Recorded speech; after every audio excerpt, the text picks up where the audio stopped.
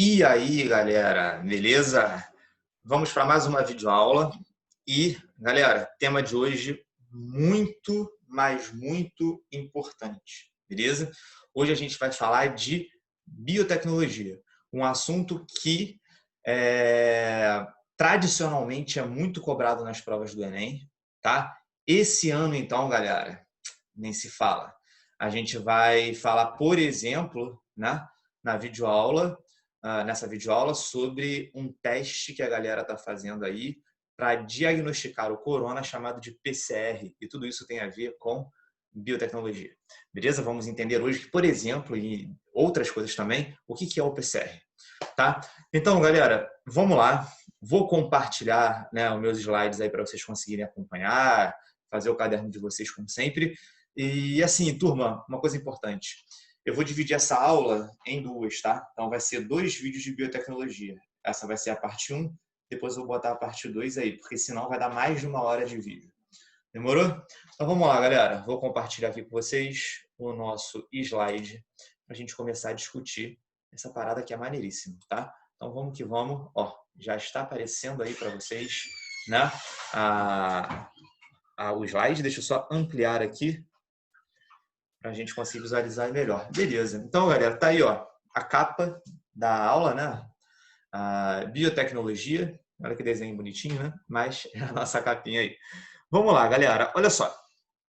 Eu começo essa aula falando o seguinte. Olha só, galerinha. Depois que o homem entendeu como que acontece a transmissão de características, tá? Entre os seres vivos, de pais para filhos, depois que o homem entendeu, né, as características e as propriedades do DNA, posso até incluir mais uma coisinha aí. Depois que o homem entendeu o processo evolutivo, né, de uma forma bem legal, a gente começou a passar, né, a gente que eu digo a humanidade, a gente começou a desenvolver várias tecnologias, olha a aula de hoje, biotecnologia, várias tecnologias que permitem a manipulação das moléculas de DNA, tá? E a utilização dessa tecnologia, né, de manipulação em várias áreas importantes para a humanidade. Beleza? Então a aula de hoje é sobre isso, tá? Geralmente eu gosto de passar essa aula depois de falar de genética, porque ó, quem explicou a transmissão de características para a gente foi o Mendel. Então é legal a gente saber de genética mendeliana. Depois de falar de propriedades do DNA, que já tem essa aulinha aí, vocês já assistiram, beleza? Porque a gente vai falar muito disso hoje, a gente vai usar os conceitos da aula de propriedades do DNA, a aula de evolução, porque ó, já a gente já vai falar uma paradinha maneira de evolução aí. Então, esse conjunto de conhecimentos que o homem foi adquirindo ao longo do tempo permitiu, né, o homem a desenvolver várias tecnologias para manipular as moléculas de DNA, beleza? E utilizar essa manipulação em várias áreas de interesse, beleza? Vamos começar aqui, galera, por uma parada legal chamada de melhoramento genético. Turma, isso parece uma coisa assim, pô, melhoramento genético parece uma coisa do futuro. Não. Olha só, vamos entender o que é melhoramento genético. Olha só, galerinha. O melhoramento genético consiste, tá, em selecionar e aprimorar qualidade das espécies, tendo em vista a sua utilização pelo homem. Professor, como assim? Não entendi, cara. Explica melhor essa frase aí. Fácil. Olha só, galerinha. O homem, ele tem contato com várias outras espécies na natureza. Tranquilo? Muitas dessas espécies são, de certa forma, de interesse para o homem. Muitas plantas, por exemplo, são comestíveis, ó, uma espécie de interesse. Muitos animais também, para alimentação. Outros animais, por exemplo, para domesticação. Então, muitas espécies, quando o homem olha para a natureza, é de interesse nosso, né? A gente tem um determinado interesse nessas espécies. E o que seria o melhoramento genético? Seria o homem olhar para essas espécies que são interessantes para a gente, tá? E aprimorar determinadas características delas, né? Porque essa determinada característica, de alguma forma, é importante para a gente. E como que a gente faz isso? Aprimorar uma determinada característica de uma espécie. Galera, fazendo uma coisa chamada de seleção artificial. Como assim? Vou dar um exemplo para vocês. Olha só, galerinha. Isso aqui que vocês estão vendo, olha todas essas raças de cachorrinho aqui que vocês estão vendo. São os cachorros que a gente tem em casa. Turma, não achem vocês que isso aí surgiu do nada, né? Desde sempre tinham essas raças de cachorro no mundo. Claro que não. Essas raças de cachorro só existem, galera, por causa do homem, né? O homem começou a domesticar, por exemplo, alguns lobos há muito tempo atrás, né? Porque ele viu que o lobo era uma espécie de interesse para o homem. O lobo era uma espécie que poderia proteger, né, uma galera que estava ali vivendo em determinado local. Um lobo, por exemplo, poderia ser interessante para ajudar na caça. Então, primeiro, o homem observou uma espécie de interesse. Depois que ele observou que aquilo ali era interessante para ele, aquela espécie era legal para ele, né? Tinha alguma importância, ele resolveu aprimorar determinadas características. Vou dar um exemplo. Por exemplo, imagina que o homem pegou lá alguns lobinhos, tá?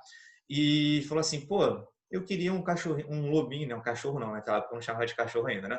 Mas pô, legal, um lobinho. Eu tô vendo que tem lobos aí que são, né, muito agitados, muito nervosos, mas tem alguns lobos aí que são tranquilões, cara, né? Dá para viver tranquilo, pode me proteger, pode me ajudar a caçar. O que eu vou fazer? Eu vou pegar esses lobos que são tranquilos, né? Ou que caçam muito bem, né? E eu vou cruzar eles, entre eles mesmo. Então, eu vou pegar só os lobos tranquilos e vou fazer um cruzamento entre eles. Então, o homem, o que ele faz? O que ele fez nesse momento? Ele selecionou uma característica de interesse para ele, tá? Um lobo mais manso.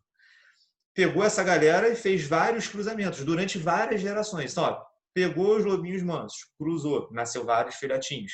Esses filhotinhos também eram mansos, né? Herdavam essa característica aí dos pais, tranquilo? Aí nasceu um monte de filhotinho. Cruzava essa galera que era mansa aí, entre eles. E ao longo do tempo, galera, durante várias gerações, né, surgiu o que a gente chama aí de raça de cachorro, né? Uma raça de cachorro mais tranquila, tá? As raças de cachorro que a gente tem hoje vieram dos lobos. Aí mais para frente, quando já tinha algumas raças de cachorro, o homem pensou assim, pô, cara, eu acho legal, eu acho tão bonitinho um cachorrinho assim, ó, tipo o Beagle aqui, com uma orelha grandinha assim, o que eu vou fazer? Né? Isso me agrada.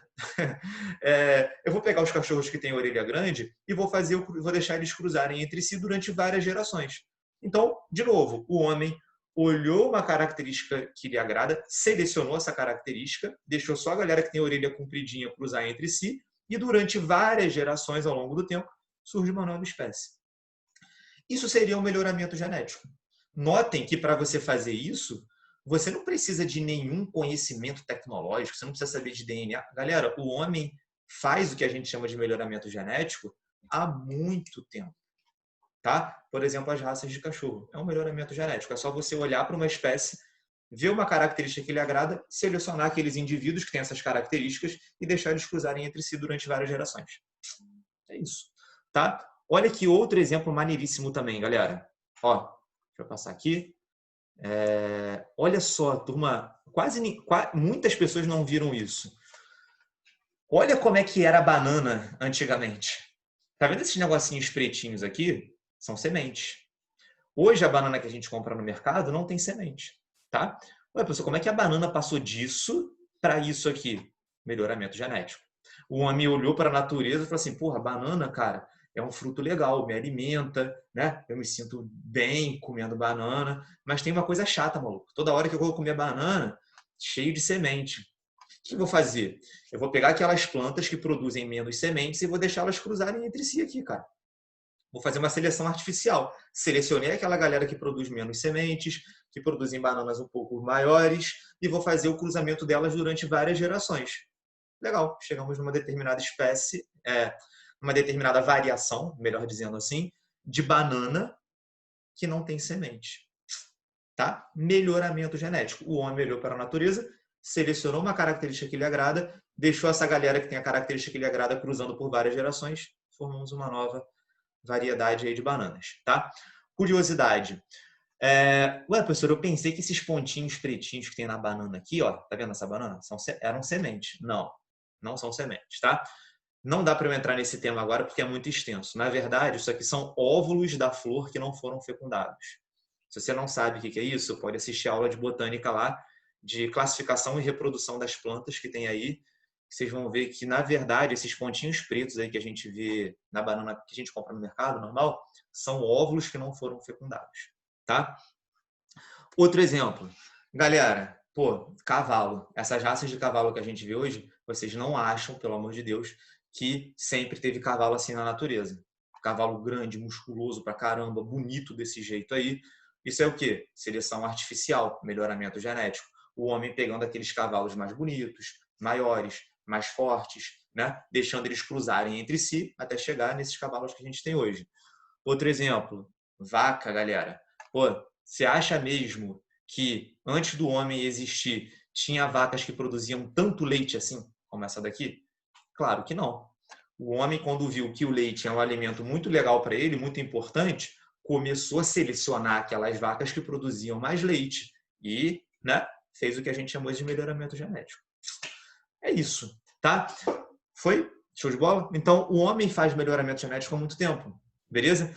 Outros exemplos que não tem aí no slide, tá? Mas, por exemplo, pega o milho, a planta, né? Milho antes e pega o milho hoje. Galera, o milho, se você voltar aí a... Isso você acha na internet, se você procurar. Tinha, sei lá, 3 bolotinhas de milho ali. Hoje você pega uma espiga com centenas de bolinhas de milho lá. Né? Então, só para vocês terem uma ideia, seleção artificial, um melhoramento genético. Beleza? Tá? Então, ó, escrevi isso aqui para vocês. Beleza? Tá tudo explicadinho. Você pode pausar esse vídeo agora e copiar isso aí no teu caderno. Olha só. A seleção de organismos com características favoráveis ao homem é feita há muito tempo, como a gente mesmo acabou de discutir. Entretanto, né, com os estudos e o desenvolvimento da genética, esse processo, né, foi altamente potencializado, que a gente vai começar a ver daqui para frente como que a gente potencializou isso.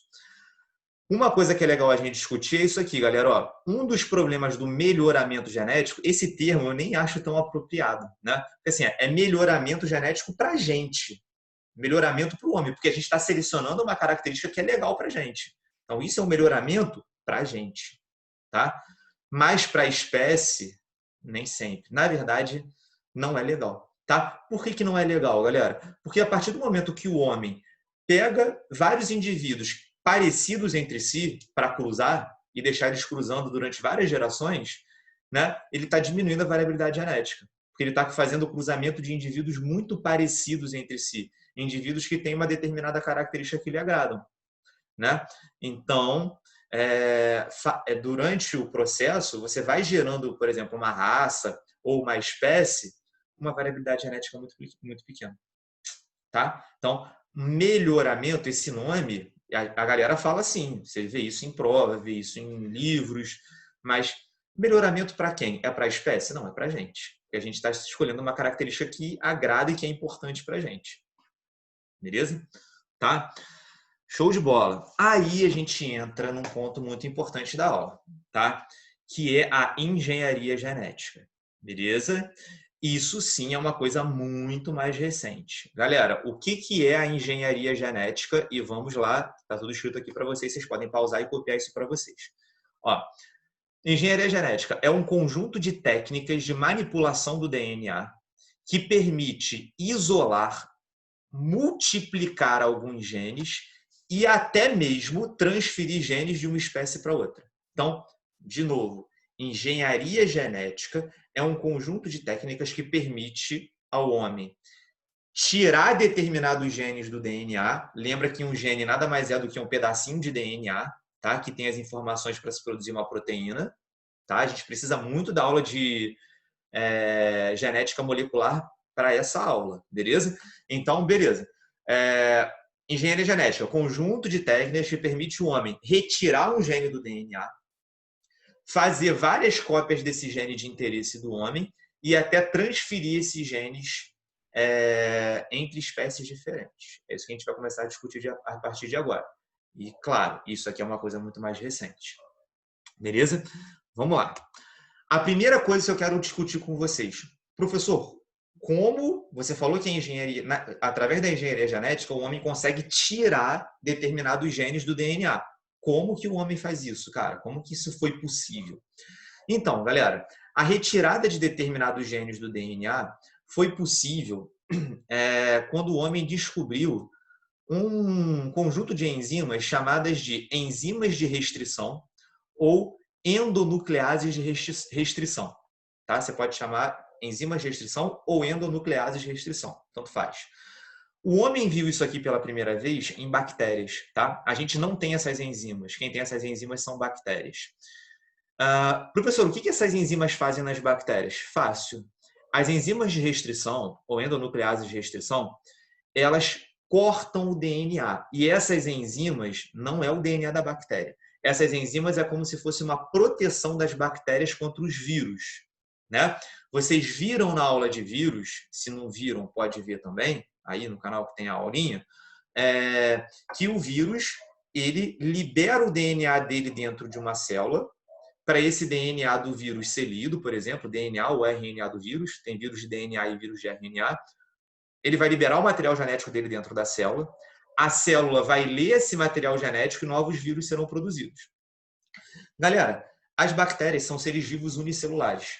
Se um vírus invadir uma bactéria e liberar o material genético dele lá dentro, essa bactéria corre sério risco de morrer. Né? Por quê? O material genético do vírus vai ser lido, novos vírus serão feitos e a bactéria vai arrebentar liberando novos vírus. Beleza? O que as bactérias fazem para se protegerem disso, galera? Tem essas enzimas. Quando um vírus, por exemplo, libera o material genético dele dentro da célula da bactéria, essas enzimas de restrição começam a cortar o material genético do vírus, né? Para não deixar esse material genético ser lido.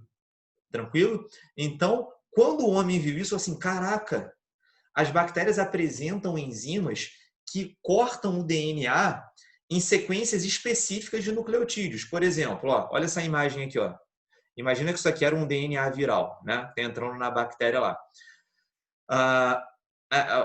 Uma enzima de restrição, ou endonuclease de restrição, sempre vai cortar o DNA, por exemplo, quando achar essas sequências de nucleotídeos. Ó. A, G, C, T, T. Né? Sempre que achar isso, essa enzima vai lá e corta.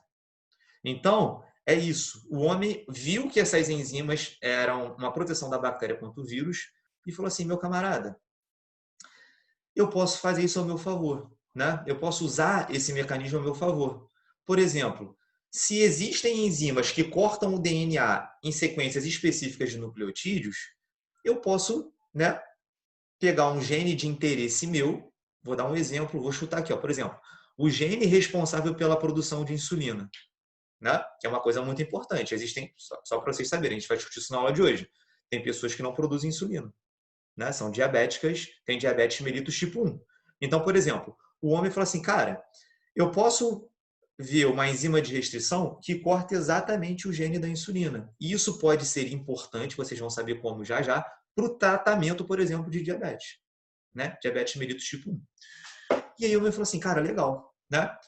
Descobrimos as enzimas de restrição. Podemos agora retirar determinados genes do DNA. Beleza?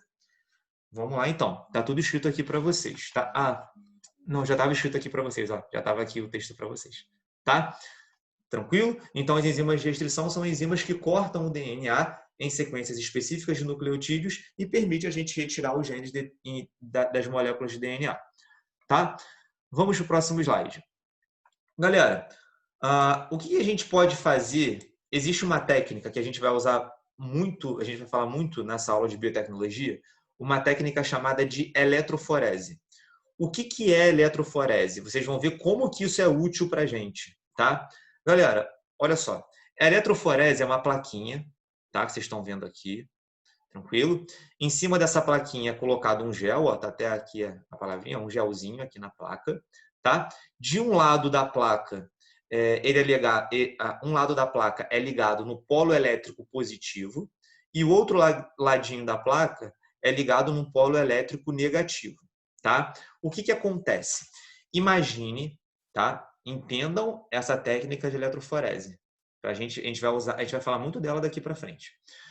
O que acontece, galera? Se eu pegar uma molécula de DNA, uma moléculazinha de DNA, e jogar uma enzima de restrição em cima dela, o que vai acontecer? Ela vai ser cortada em vários pedacinhos. A enzima de restrição faz isso, a gente acabou de ver. Se eu pegar esses pedacinhos e colocar aqui no meio da placa aqui, tá? O que vai acontecer? esses fragmentos de DNA, esses pedacinhos de DNA, eles vão migrar para o polo elétrico positivo. Professor, por que ele migra para o positivo e não para o negativo? Simples, porque o DNA tem uma carga negativa, tá? Então, ele vai ser atraído, esses fragmentos de DNA serão atraídos para o polo elétrico positivo.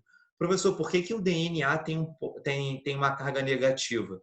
Por causa do fosfato dos nucleotídeos. Fosfato tem uma carga negativa. Beleza? Então, ó, vamos lá. Peguei uma molécula de DNA, joguei enzimas de restrição em cima dele. Esse DNA está todo cortadinho. Beleza? Botei esses pedacinhos no meiozinho da placa aqui. Tranquilo? Tá? Ou eu posso colocar aqui no começo também, ó. Aqui no comecinho, desse lado, no lado negativo. O que vai acontecer? Esses fragmentos de DNA vão migrar para o polo positivo, tá? E aí, o que vai acontecer, galera? Alguns pedaços de DNA que são muito grandes, eles vão ser mais pesados para serem arrastados para o lado positivo, né? Então, eles vão ficar mais para trás. Alguns pedacinhos que são bem pequenininhos, como eles são leves, eles vão ficar mais próximos do lado positivo, porque eles são muito levinhos, eles chegam lá muito rápido, tá? Então, depois que eu faço a eletroforese, eu vou ver fragmentos de DNA que ficaram aqui atrás, que são os maiores, fragmentos intermediários de DNA que ficaram aqui no meio e fragmentos menores que ficaram aqui bem próximos do polo positivo. Beleza? Isso é eletroforese. Tá? Notem que para você entender o que é eletroforese, você tem que saber o que era a enzima de restrição que a gente viu antes. Aí você falou assim, professor, legal, eu estou entendendo tudo que você está falando, entendi a enzima de restrição, entendi a eletroforese. Mas por que a gente faz essa eletroforese? Como que isso pode ser útil para a gente? É isso que a gente vai começar a discutir agora. Olha só, galerinha. Tá tudo escrito aqui para vocês, ó. Se vocês quiserem pausar e copiar, ó. Os fragmentos de DNA, como apresentam uma carga negativa devido à presença do fosfato, são atraídos pelo polo positivo, para o polo positivo. Os fragmentos pequenos, por serem mais leves, ficam mais próximos do polo positivo. Já os fragmentos maiores, por serem mais pesados, ficam mais distantes. Tá tudo explicadinho aí para vocês. Só você pausar e copiar. Aí, vamos lá. Como que a gente pode usar a eletroforese a nosso favor, né? Como é que a gente pode usar essa técnica? Por exemplo, fazendo teste de paternidade. É assim que se faz teste de paternidade hoje, para saber se um determinado cara é pai de uma criança, a gente faz a eletroforese. Professor, me explica porque eu não consegui associar as duas coisas. Olha só, vamos lá. Deixa eu mostrar a próxima imagem, você vai entender. Eu botei até o ratinho. O programa do ratinho aí, né? Teste de DNA vira ringue de boxe, né? Isso que é programa bom, galera. Né? Em vez de ficar vendo novela, ver ratinho, que é muito mais útil, né? Vamos lá, galerinha. Então, olha só. Isso aqui é uma questão do Enem, tá? Isso cai direto nas provas de vestibular. Vamos entender essa imagem. Galera, olha só. Essa imagem que vocês estão vendo aqui é uma placa de eletroforese, beleza? Aqui estão os fragmentos de DNA da mãe. Então, ó, vamos lá. Peguei DNA da mãe, joguei enzima de restrição. O DNA ficou todo cortadinho. Botei numa placa de eletroforese. O que aconteceu? Os fragmentos de DNA da mãe pararam nessa posição. Ó. Um pedaço ficou aqui em cima, um outro pedaço aqui, um outro pedaço aqui, um outro pedaço aqui. Né? Eu tenho a criança lá. O que eu fiz? Peguei o DNA da criança, joguei enzimas de restrição, o DNA foi todo cortadinho, tranquilo, e coloquei numa placa de eletroforese. É o que vocês estão vendo aqui, ó. Os fragmentos de DNA da criança na placa de eletroforese ficaram nessa posição. Um pedacinho aqui, outro aqui, outro aqui, outro aqui, outro aqui, e assim por diante. Detalhe, eu quero saber se é o homem A ou o homem B que é o pai dessa criança. Fiz a mesma coisa. Fiz uma eletroforese com o DNA do homem A e uma eletroforese com o DNA do homem B. Vi que ficou nessa disposição os fragmentos de DNA. Aí olha que fácil, galera. A gente sabe que metade das nossas moléculas de DNA vieram dos nossos pais, né? E a outra metade vieram das nossas mães. Beleza? Lembra, como que todo mundo surge? Um espermatozoide carregando 23 moléculas de DNA ou 23 cromossomos, fecunda um óvulo com 23 moléculas de DNA e 23, né, ou 23 cromossomos. Forma-se uma célula com 46 cromossomos ou 46 moléculas de DNA. Essa célula vai começar a se dividir e formar uma pessoa. né? Ou seja, metade das suas moléculas de DNA eram do espermatozoide, ou seja, do seu pai, a outra metade era do óvulo, ou seja, da sua mãe. Olha aqui, galera. Se a criança tem esse fragmento de DNA, ela herdou isso ou da mãe ou do pai. Vamos lá. Eu estou vendo que esse fragmento ela herdou da mãe. Ó. A mãe também tem esse fragmento de DNA. Legal, então eu estou vendo que esse fragmento ela herdou da mãe. Agora, olha esse fragmento aqui embaixo. Esse fragmento de DNA que a criança tem não veio da mãe. Ó, a mãe não tem esse fragmento aqui. Beleza? Moral da história, só pode ter vindo do pai. O homem A tem esse fragmento? Não. O homem B tem? Tem. E então já estou desconfiando que o homem B é o pai da criança. Vamos pegar outro fragmento. Ó, olha esse fragmento aqui, ó, que eu estou com a setinha em cima. A criança tem. A mãe não tem. Logo, esse fragmento de DNA que ela tem só pode ter vindo do pai. O homem A tem? Não tem. O homem B tem? Tem. E é isso, galera. Aí você vai fazendo essa comparação e você chega à conclusão que o pai da criança é o homem B. Show? Teste de paternidade é assim, galera. Tranquilo? Questão de Enem. Direto isso cai. Várias vezes isso já caiu no Enem. Beleza? Então os caras vão te dar um negocinho desse. Você vai procurar os fragmentos de DNA que a criança tem e que a mãe não tem. E aí você vai ver qual o pai que deu esse fragmento de DNA, qual homem, né, que deu esse fragmento de DNA para a criança.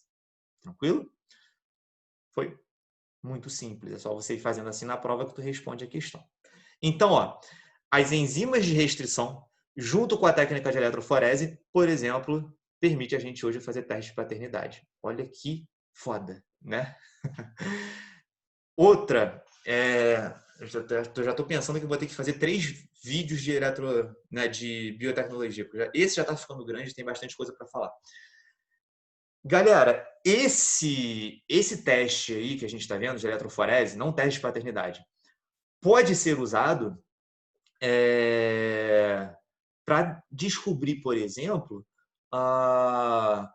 um crime, ou quem cometeu determinado crime. A gente vê muito isso em série americana. Por exemplo, o homem invadiu uma casa, matou uma pessoa e ninguém sabe quem matou aquela pessoa. Só que quando o homem entrou na casa, ele deixou um fio de cabelo dele cair. Falando nisso, meu cabelo tá escuro. Meu Deus do céu, né? Olha, tá penteadinho, né, cara? Mas é isso, quarentena é para isso, pra gente testar. Voltando ao assunto, galera. O cara entrou na casa da mulher lá, sei lá, matou uma mulher e ninguém sabe quem matou a mulher. Só que o cara, na hora do crime, deixou um fio de cabelo dele cair no chão. Já era. Galera, o fio de cabelo tem várias células. Nas células do fio de cabelo, cara, tem o DNA do assassino. O que os caras vão fazer? Os policiais, né? Vão prender alguns suspeitos. E aí, meu camarada, se ele já tem o DNA do assassino, né, no fio de cabelo, ele vai jogar a enzima de restrição ali, né, nas células do fio de cabelo lá, que tem o DNA, vai fazer uma eletroforese e vai ver, ó, esses são os fragmentos de DNA que ficaram paradinhos aqui na eletroforese.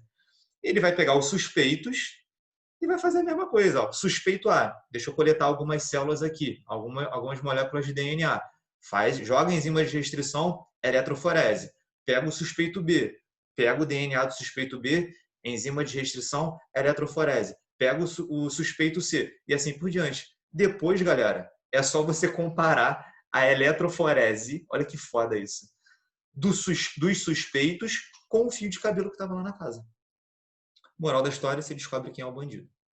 Quem é o assassino. Né? Ou bandido, se você pensar em outra coisa. Foda demais, né, cara? É assim, né? Isso é lindo, cara. Isso é demais, tá? Falo isso agora ou não? Deixa eu pensar. Não, vou falar daqui a pouquinho, tá? Eu ia falar sobre o teste que é feito do corona. Deixa mais pra frente, tá? Que eu tenho que explicar outra coisinha aí. Beleza, galerinha. Tá? Então, vimos o que a gente acabou de aprender, como que a gente retira determinados genes da molécula de DNA, usando a enzima de restrição. Tá? E depois a gente pode fazer uma eletroforese, e aí depende qual é o seu interesse com a eletroforese. Exame de paternidade, descobrir determinado assassino. É isso. Beleza? Eu acho que esse vídeo está ficando grande. Deixa eu ver qual é a próxima aqui. Ah, tá. Aí vamos lá. Deixa que eu vou falar isso aí no próximo vídeo, tá? Então, galerinha, calma. Resumindo o vídeo de hoje, eu vou dividir então a biotecnologia em 3 vídeos, tá? Resumindo o vídeo de hoje, a gente viu o que é melhoramento genético, que é uma coisa feita há muito tempo. Deixa eu parar de compartilhar aqui para falar com vocês. A gente viu o que é melhoramento genético, tá? Que a gente viu que o homem faz há muito tempo isso. A gente começou a falar de engenharia genética, né? O que é engenharia genética? Conjunto de técnicas que permitem ao homem extrair determinados genes do DNA, fazer cópias desses genes e até transferir esses genes entre espécies diferentes. Hoje, a gente viu como que o homem extrai determinados genes do DNA usando, por exemplo, as enzimas de restrição. Beleza? Próximo vídeo de biotecnologia, a parte 2. Eu vou mostrar como que o homem, uma vez tendo retirado esse gene do DNA através de enzima de restrição, faz várias cópias desse gene. E no vídeo 3, eu vou mostrar para vocês como que a gente transfere genes de uma espécie para outra. Show, galera! Então, para esse vídeo não ficar gigantesco, eu fecho aqui. Vejam depois a parte 2 de biotecnologia. Beleza, galerinha? Então, tamo junto. Até a próxima. Valeu, galera. Um abraço.